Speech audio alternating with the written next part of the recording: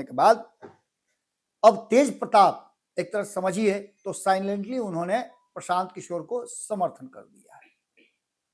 भले ही वो इस बात को कहे ना, लेकिन ये साफ दिख रहा है कि जहां एक तरफ एनडीए गठबंधन से लड़ाई लड़ने में तेजस्वी यादव की अनुपस्थिति बहुत ज्यादा प्रभावी हो रही है, वहीं दूसरी तरफ सोच लेते हैं भारतीय जनता पार्टी के कार्यकर्ता बिना कुछ सोचे समझे पार्टी के फरमान पर वो हर जगह खड़े नजर आते हैं, तो इसका मतलब आप समझ सकते हैं। बांकीपुर के चुनाव में जो परिस्थितियां बनी है उसमें एक तरफ जहां भारतीय जनता पार्टी की ये लड़ाई छीन करके राष्ट्रीय जनता दल से प्रशांत किशोर ने अपने आप को सामने कर दिया है। आप किसी भी मोहल्ले में का हर दल के जो एनडीए गठबंधन में है सबके साथ सामंजस्य रोक टोक के अपना कब्जा जमाए रखी, लेकिन गठबंधन के घटक दल के नेता जब लोगों से पनोरमा ग्रुप, जो सोचता है वो करता है, आपके अपने सपनों का आशियाना। नमस्कार, बहुत बहुत स्वागत करते हैं आपका। भीतर की बात लेकर के हाजिर हुए हैं और भीतर की बात में आज हम आपको बहुत खुल करके बताएंगे बांकीपुर में होने वाला क्या है, बांकीपुर का परिणाम किधर झुक रहा है, और साथ साथ हम आपको ये भी बताने जा रहे हैं कि आखिरकार आज ये जरूरत क्यों पड़ी बताने की कि बांकीपुर में समीकरण बदल रहे हैं, बहुत तेजी से समीकरण बदल रहे हैं और बांकीपुर का माहौल बदलने के पीछे बहुत सारे कारण हैं। एक तरफ जहां भारतीय जनता पार्टी ने बांकीपुर के इस चुनाव को बहुत ही अहम चुनाव के रूप में लिया था, माइक्रो लेवल पे मैनेजमेंट हो रहा था, और जैसा कि आपको पता भी होगा कि खुद इसकी मॉनिटरिंग जो है पार्टी के राष्ट्रीय अध्यक्ष कर रहे थे। उनका हर दल के जो एनडीए गठबंधन में है सबके साथ सामंजस्य बना हुआ था और सबके साथ वो लगातार कॉन्वर्सेशन भी कर रहे थे। लेकिन इस बीच में सब कुछ होने के बावजूद जो फीडबैक आ रहा था, जो इंटरनल रिपोर्ट थी, वो भारतीय जनता पार्टी को ज्यादा खुश नहीं होने दे रही थी। हालांकि बांकीपुर का चुनाव आपको पता होगा कि पिछले कई चुनावों से 4 दशक से आप लगातार देख रहे होंगे कि इस सीट पर भारतीय जनता पार्टी बेरोक टोक के अपना कब्जा जमाए रखी, लेकिन आखिरकार ये हुआ कैसे, जिसके कारण भारतीय जनता पार्टी को इतना परेशान होना पड़ा है, कैसे माहौल चेंज हो रहा है और क्या बांकीपुर में प्लान बनाया था भारतीय जनता पार्टी ने जो कहीं ना कहीं डिकोड हो गया है। जैसे जैसे भारतीय जनता पार्टी इस चुनाव को बहुत अहमियत दे रही है और जैसे जैसे एक एक मोहल्ले में, जैसा कि हम आपको बता भी रहे हैं कि भारतीय जनता पार्टी एनडीए गठबंधन के घटक दल के नेता जब लोगों से मिलने जा रहे हैं और डोर टू डोर कैंपेन करके लोगों को एनडीए गठबंधन के उम्मीदवार नीरज सिन्हा को वोट देने की बात कर रहे हैं, वैसे वैसे ये चुनाव और गंभीर होता जा रहा है।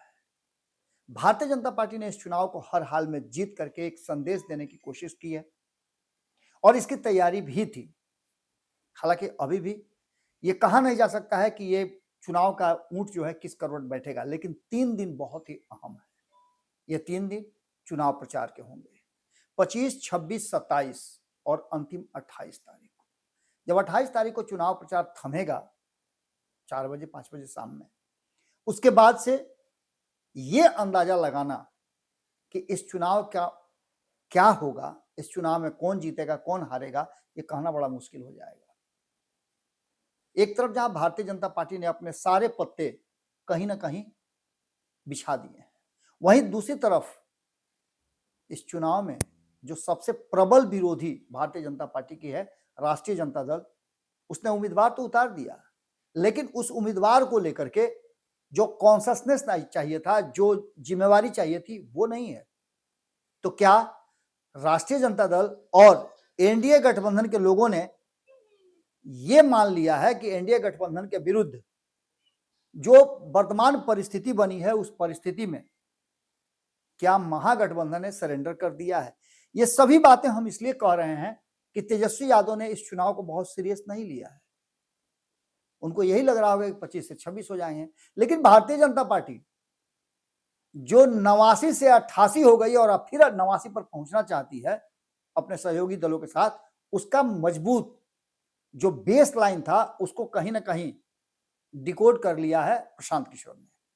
अब ये लड़ाई इतनी मजबूत हो गई है कि सम्राट चौधरी, जो कि विधानसभा चल रहा था, मानसून सत्र चल रहा था, उसमें व्यस्त थे, उनकी व्यस्तता समाप्त हुई, विधानसभा का सत्र समाप्त हुआ और सम्राट चौधरी खुद अब स्टीयरिंग संभालने के लिए तैयार है। इसमें बार बार जो बता रहे हैं हम कि कहीं ना कहीं भारतीय जनता पार्टी से ज्यादा प्रतिष्ठा जो है यहां फंसी हुई थी पार्टी के राष्ट्रीय अध्यक्ष की।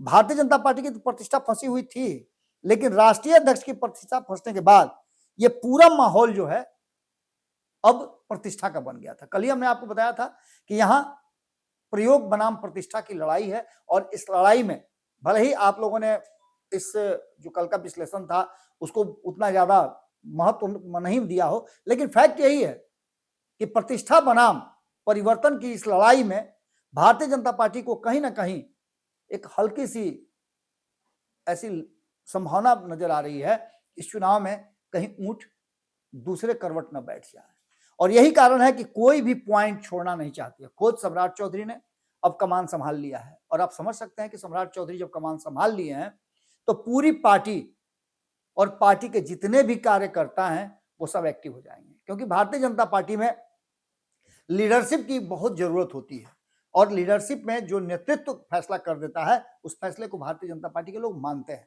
2 दिन से आप लगातार देख रहे होंगे कि जिस तरह का माहौल बना हुआ है, जिस तरह से मरने मारने तक की, अपने आप को कुर्बान करने तक की बात सोच लेते हैं भारतीय जनता पार्टी के कार्यकर्ता, बिना कुछ सोचे समझे पार्टी के फरमान पर वो हर जगह खड़े नजर आते हैं, तो इसका मतलब आप समझ सकते हैं। बांकीपुर के चुनाव में जो परिस्थितियां बनी है उसमें एक तरफ जहां भारतीय जनता पार्टी की ये लड़ाई छीन करके राष्ट्रीय जनता दल से प्रशांत किशोर ने अपने आप को सामने कर दिया है। आप किसी भी मोहल्ले में चले जाइए, अगर आम जनता हैं आप और बांकीपुर से जुड़े हुए हैं, तो आपको अच्छी तरह से पता होगा कि आपके बगल में किस तरह से एक तरफ भारतीय जनता पार्टी का तो दूसरी तरफ एक घर के बगल वाले घर में प्रशांत किशोर का ऑफिस खुला हुआ है।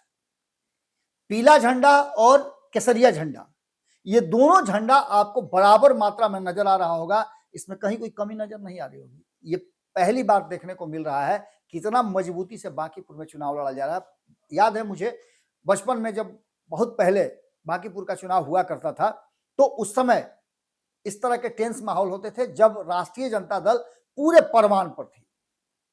उसके बाद भारतीय जनता पार्टी ने इस पर कब्जा किया, और 1995 के बाद भारतीय जनता पार्टी लगातार इस पर कब्जा करती रही। अब इन सभी परिस्थितियों में भारतीय जनता पार्टी का यह गढ़ सिर्फ इसलिए ही नहीं बांकीपुर महत्वपूर्ण है कि इसको जीत करके वो अपना संख्या जो है वो एक और बढ़ाना चाहती है, या फिर जो घटा है उसको बराबर करना चाहती है। इसका मतलब सीधा सा यही है कि यहां से एक संदेश देना है कि भारतीय जनता पार्टी एक सीट के महत्व को भी अच्छी तरह समझती है, और इसमें कोई दो राय नहीं है। आप जानते हैं कि युद्ध और फाइनल मैच में हर तरह के हथकंडे अपनाए जाते हैं। अब जो वर्तमान स्थिति बनी है उसमें एक प्लस पॉइंट जुड़ गया है, जहां एक तरफ राष्ट्रीय जनता दल थोड़ा सा नील डाउन हुए, एक स्टेप नीचे आई है, तो निश्चित रूप से उसका फायदा प्रशांत किशोर को मिल सकता है। राष्ट्रीय जनता दल के वोटर ये बात समझ लेंगे, और जैसा कि देखने को मिल रहा है कि एमओआई समीकरण में कहीं ना कहीं सेंधमारी करने में प्रशांत किशोर सफल होते नजर आ रहे हैं। तो दूसरी तरफ बीना मानवी का उम्मीदवारी निरस्त होने के बाद, कैंसिल होने के बाद, अब तेज प्रताप एक तरह समझिए तो साइलेंटली उन्होंने प्रशांत किशोर को समर्थन कर दिया है। भले ही वो इस बात को कहे ना, लेकिन ये साफ दिख रहा है कि जहां एक तरफ एनडीए गठबंधन से लड़ाई लड़ने में तेजस्वी यादव की अनुपस्थिति बहुत ज्यादा प्रभावी हो रही है, वहीं दूसरी तरफ प्रशांत किशोर की तरफ धीरे धीरे करके पलड़ा जो है वो बराबरी की तरफ जा रहा है।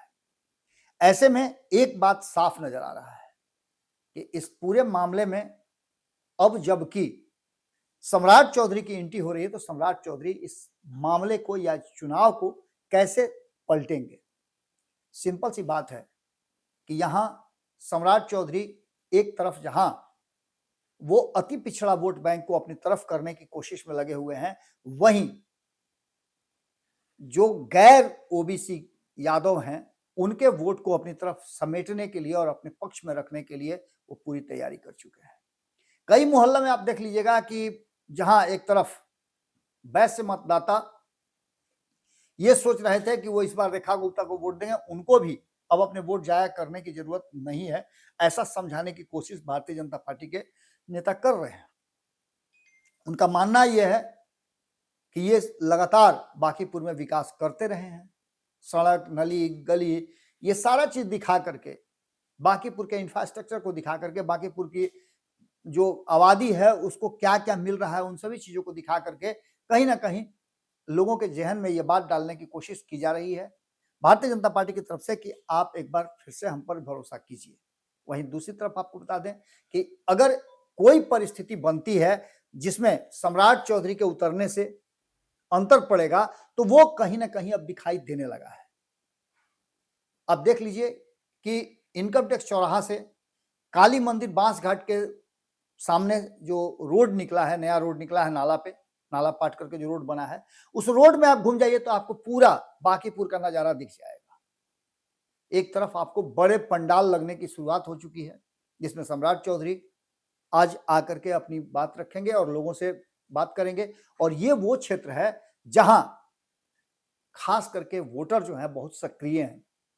आप किसी भी बूथ पर देख लीजिएगा, यहां कम से कम 10 बूथ हैं जहां से सम्राट चौधरी जय घोष करेंगे और अपने चुनावी अभियान की शुरुआत करेंगे।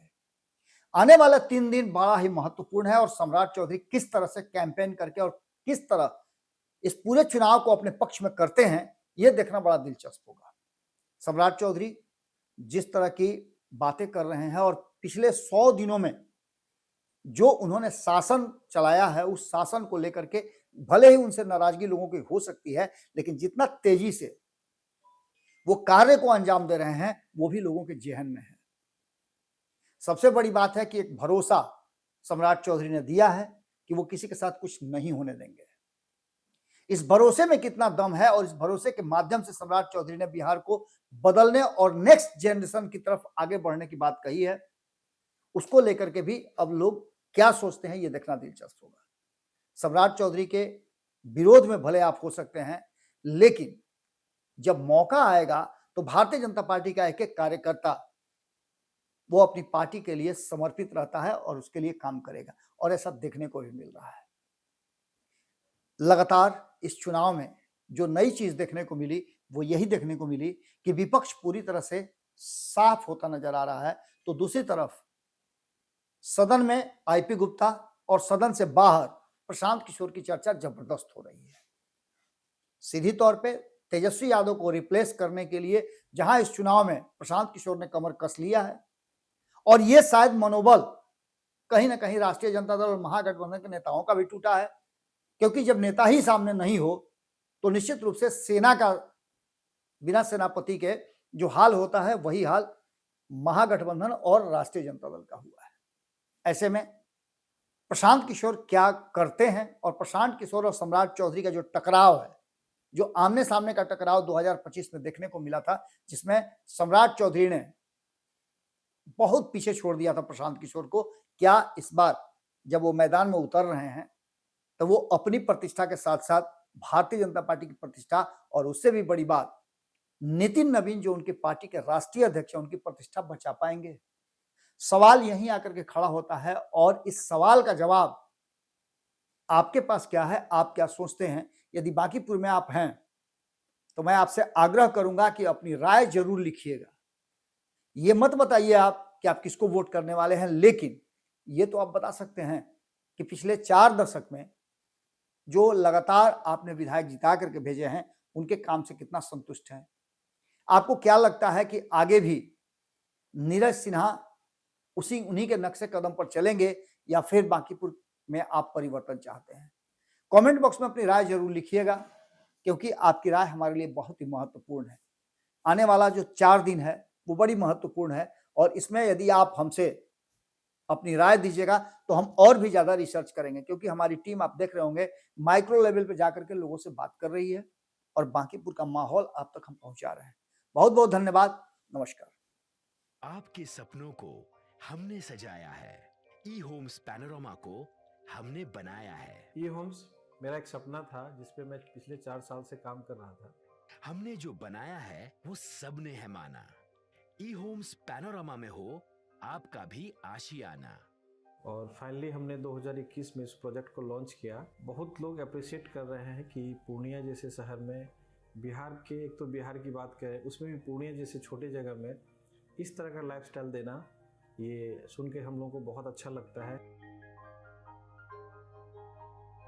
ई होम्स में हमने कुछ और भी किया है, जैसे हम जिस जगह में रह रहे हैं हमारे फैमिली सिक्योर हो, उनको सिक्योरिटी का ध्यान में रखा है।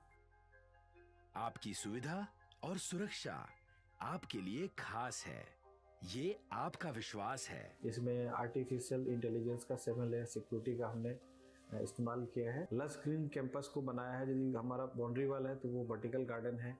ये जितनी भी फैसिलिटी होता है एक इंटरनेशनल टाउनशिप में, ई होम्स है, ये हम लोग विश्वास नहीं कर पा रहे हैं। जो भी हमारे मित्र दोस्त या जो भी हमारे बाहर के बाहर आते हैं तो हम लोगों को बहुत अच्छा सुनने को मिलता है और बहुत अच्छा क्रेडिट मिल रहा है। वो सारा हमने सिर्फ एक बिल्डिंग नहीं बनाया, हमें एक बहुत अच्छा लाइफस्टाइल दिया ई होम्स में, और मेरा एक सपना था जिसको मैं आज फुलफिल होते हुए देख पा रहा हूँ।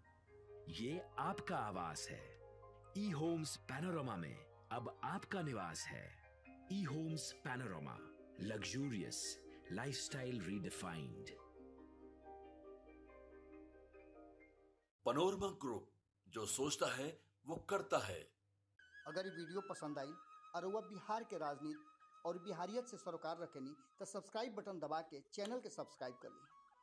ओजे एगो घंटी बा, ओकरा बटन दबा देला से कुल सटीक और मारक खबर रुआ मुफ्त में मिल जाई। अगर रुआ पत्रकारिता के हमनी के नया प्रयोग में सहयोग कर चाहतानी तो ज्वाइन बटन दबा दी। पेटीएम नंबर नोट कर ली 93868167